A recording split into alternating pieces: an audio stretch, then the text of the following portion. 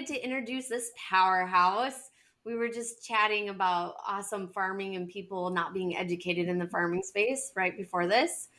We could talk for days. I feel like this. Yep. Biggest thing, Sarah, is the reason why I'm super excited to have you on today is because you are the freaking queen when it comes to consistency.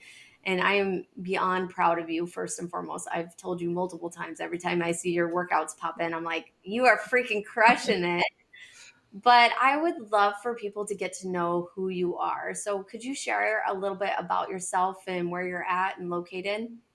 Yeah, Everything? so I'm a grain farmer in Southeast Saskatchewan. I farm with my family, so primarily my dad and my brother and brother-in-law and I that kind of manage the farm. And so farm about 16,000 acres, so we're busy and got 7 little nieces and nephews running around and spend lots of time with them, and involved with lots of egg boards and RM council, and I'm a volunteer firefighter, and yeah, so it's busy. There's just lots going on You all the are busy. time. I just saw you at a speaking event. I was like, I didn't even know you did public speaking.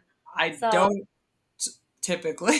I did a couple this winter, and it's not my favorite thing to do, but it was fun. I don't want to make a habit of it, but no, I yeah, get it was it. good. That's kind of how I feel about public speaking. Like, I love it. Don't get me wrong, the socialization aspect and meeting people that you see all the time on social media, Yeah. but actually planning to go and stuff, it's like I don't want to leave. Like, I'm a homebody. I became an extreme. I was a before COVID. I was extreme extrovert, and now I'm kind of like an introvert extrovert. Like, I get out there, I'm great, but I'd prefer to just stay home at the farm and not deal with Yeah, people. I'm in the middle. I like being busy and stuff, but this winter, like, we didn't have a big crop, so we weren't hauling a lot of grain this winter. So I went to more meetings than I usually would, and kind of got involved in a couple more boards and that. And then, yeah, I went moderated a panel at Brandon Egg Days, and then I was on a panel about farm transition at the Saskatchewan Young Egg Entrepreneurs Conference this winter, and then just did a lot of stuff. So I think I stayed in 8 different hotels in January alone. And I'm trying to remember in November, December, between like our farm, we got to go to national outstanding young farmer competition in November in Quebec. So between that and exhibition and just other meetings and stuff, I was in hotel like 17 nights, November, December. So Wow. Yeah, and you really still crush busy. your workouts, by the way. Like, you would Yeah. send pictures of you in the gym, still crushing your workouts, still getting them done. And that's actually why I was super excited about this. Is like, seriously, girl, you are the queen of consistency and like adapting. And you've made comments to me like this is the longest you've ever stayed on a workout program. So I love that. I want to back up here for a second. How did you even become part of the tribe? Like, what was that deciding factor for you of like, hey, I'm going to join one-on-one coaching and actually dive into this even deeper? Could you share a little bit about that story with Yeah, everyone? so I guess, I mean, I've always been like played lots of sports and active in the farm and stuff. So I didn't really ever have like a workout program. Gym scared me. It wasn't really like I didn't really feel like I needed to go. And then went to college, played a couple sports, and then it was kind of like, didn't really do too much. So then I had to work really hard when I got home from school. And then I broke my leg in 2019, Hold like on. pretty bad. Oh, got a visitor. Yep. I was like, oh, I should have put him in the office, but That's okay. So yeah, in 2019, in June, I play ladies fastball, and I slid into second base and totally mangled my ankle, as in it was in like a 90-degree angle. My foot was facing the wrong direction, basically. So I was pretty laid up for quite a while, right through see like spraying time, and we were doing fungicide, and we had a big crop, and then we had a horrible harvest. Didn't get done harvest for the first time on our farm ever because it rained and rained and rained and snowed. And then our hired man broke his leg in during harvest.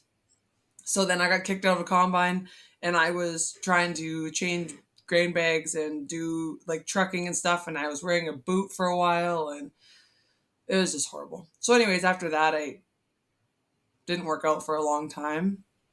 And then I was like just feeling like really horrible about myself. And then COVID hit. So then it was like, oh my gosh, what am I doing here? And then I always did kind of beach body stuff and really random. I didn't have any like direction. I would just kind of pick something and do it. But I was only doing the workouts. I wasn't really thinking about food as much, and I didn't have any direction there.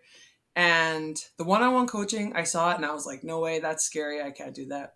So there's the Warbell that actually was, because it was 4 weeks and you could add the macros on if you wanted to. And it was like less daunting, I guess. And I thought the Warbell was cool. So I thought I would try that. And then you and Tracy convinced me to do the one-on-one beginner right into seating time, which was really hard, but I did it. And then I was like, well, I may as well do the advanced through spraying and at harvest, which was also really hard.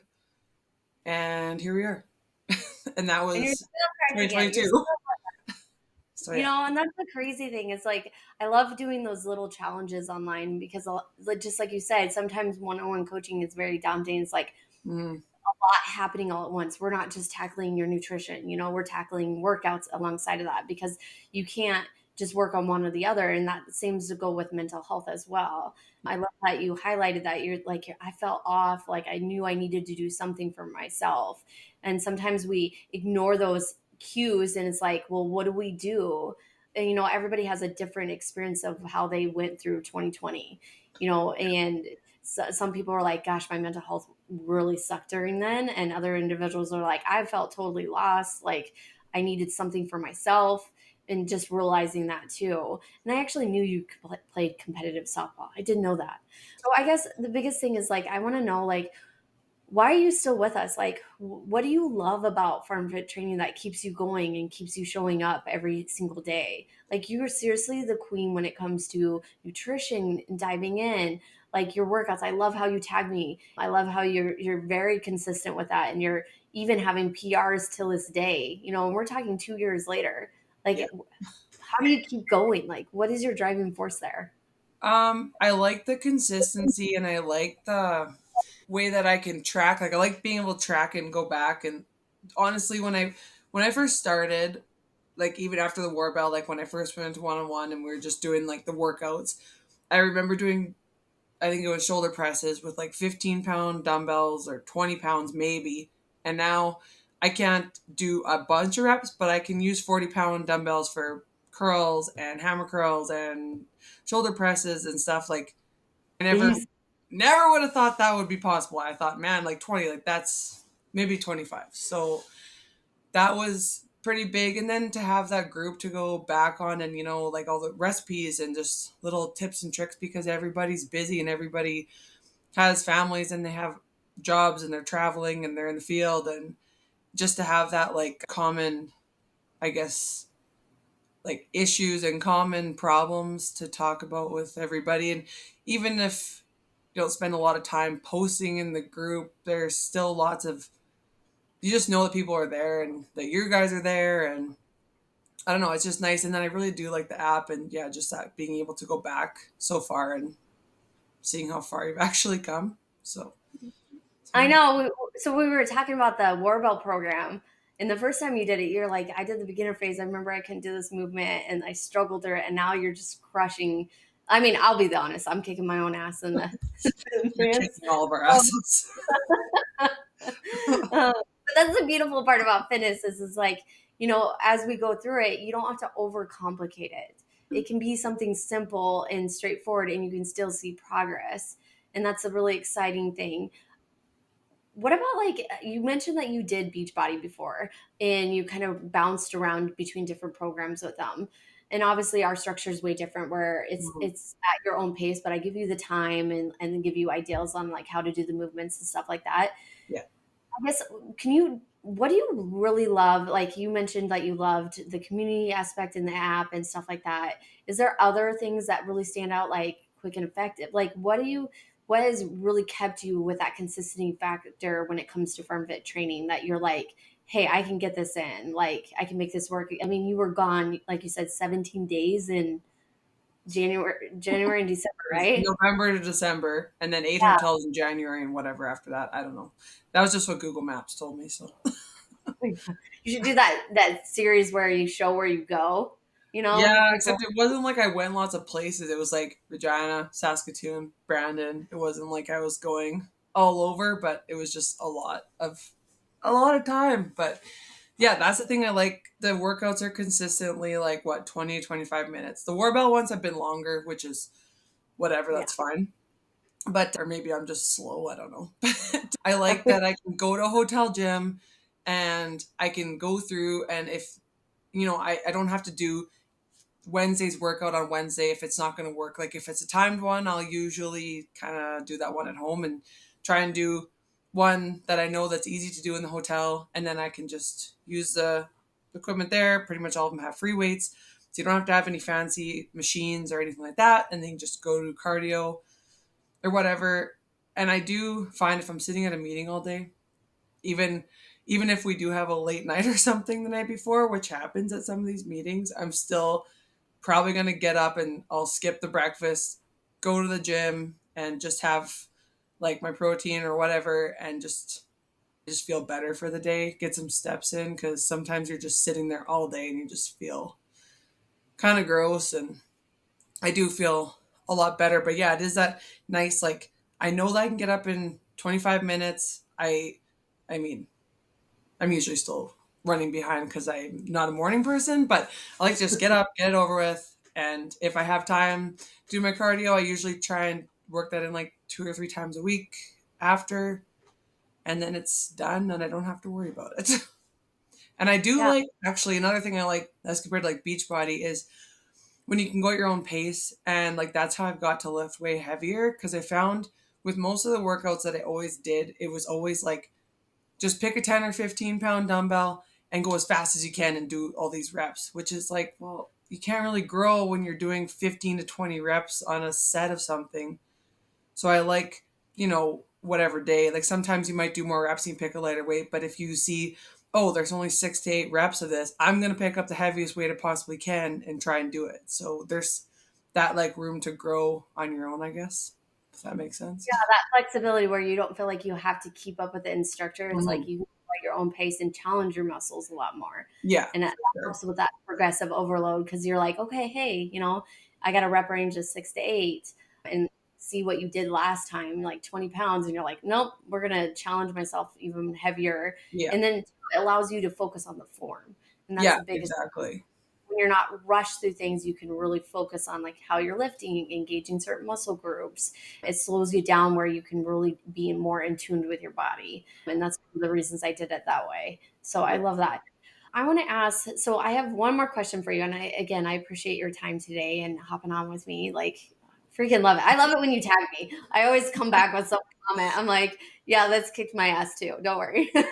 Yeah, I find that I maybe it's like overboard, but at the same time, it's that accountability thing. And I now I started it. Now it's like, well, I guess if nobody likes it, they can just unfollow me. I don't care, but it's for me and for you guys to say like, hey, it's happening. We're doing it.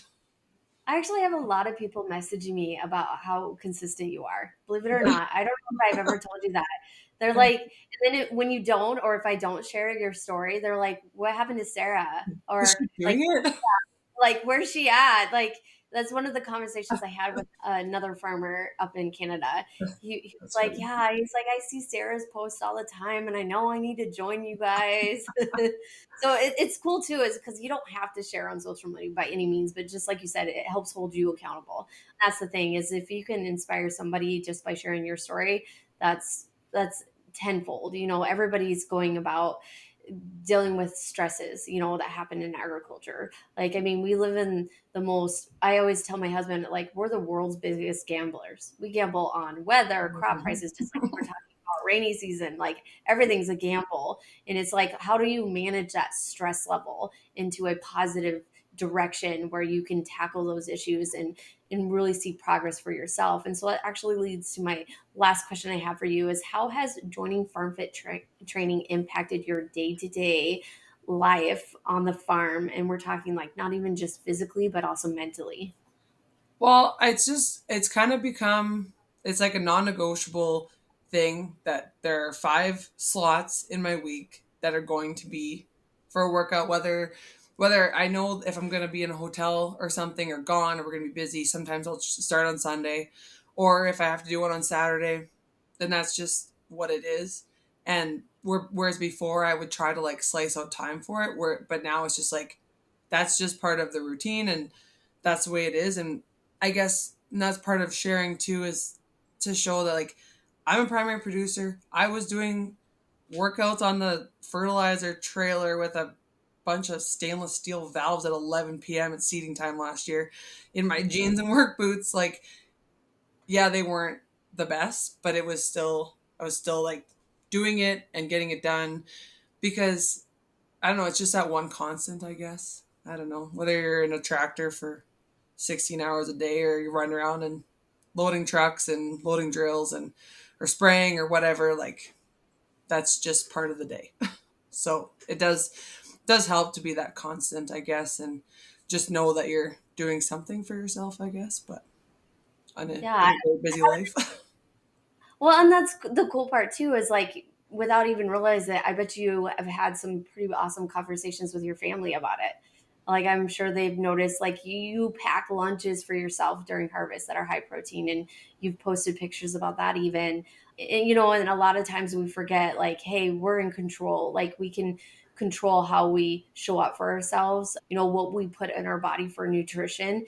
And Mm. you're really good about planning ahead in that aspect too. And I'm curious, like, has your family said anything to you about like how you've totally transformed these last couple of years, just in that aspect as well? You've gone through 2 harvests with us, through almost 3. Yeah, too. Yeah. Yeah. Well, I guess it's like my family's always been like typically fairly healthy, I guess.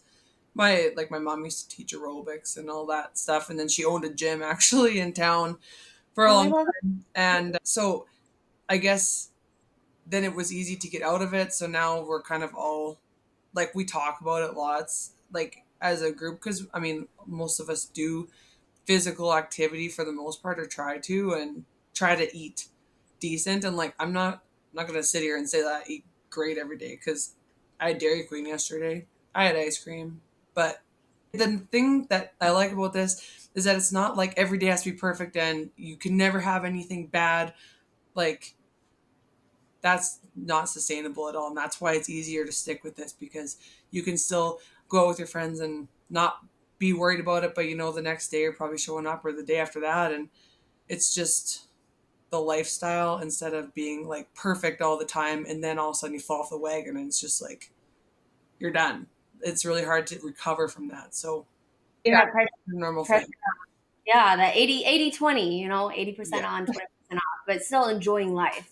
Yeah. Like you said, like if you wanted ice cream or, a Snickers bar, for example, or something, it doesn't ruin what you've created so far. And I Mhm. mean, your progress, we've shared your progress photos before. Like you're crushing it. You're shredding fat, you're building that lean, sexy muscle. Like you said, you're lifting heavier than you've ever thought before, and that's a really cool aspect to see. You just keep continuing crushing it. So I would love for individuals to be able to follow you. Where, as we wrap up, where can they find you? Like, what is your handle if they want to look you up? I mean, you're a powerhouse inspiration. Like I said, she's very consistent at posting. She shares awesome snack tips as well, guys. Like, definitely give her a follow. Where can they find you on social media if they want to tag along and see what you're up to? Instagram is probably the most active that I am. I am on Twitter, but I'm more of a lurker on there now because I can't just. I got sick of arguing with people about everything. So it's just my name, just Sarah Leguee. It's just my handle because I'm really creative and just that's all I got. So yeah, Yeah, I'm on pretty much everything. TikTok or I'm pretty sure she's my got handle's the awesome same. reels too. Check out her reels. I shared your reel the other day. I love that drone one, or what was it? Oh, There it's was one. the phone call one, I think. Yeah, Yeah. that was freaking killer. That was super badass. I was like, oh my gosh, I love this. So check her out. It's her first and last name. She's on Instagram and Twitter. Not so much Twitter, but more Instagram if you guys want to check her out. I want to say thank you for joining me today and sharing a little bit about yourself. I appreciate you. And I can't thank you enough for even taking the time to meet with us. We tried to meet for a couple days, like It's been hard like a woman to week get. of phone tag. I don't know. It's been I know. busy. This week wasn't supposed to be that busy, but then every day something kept coming up. So Yeah, that's typical. the story of agriculture, right? Like no day Mhm. is the same. So, Yeah. all right, guys, thanks for joining us, and I appreciate your Yes. time, Sarah. Thanks for the chat.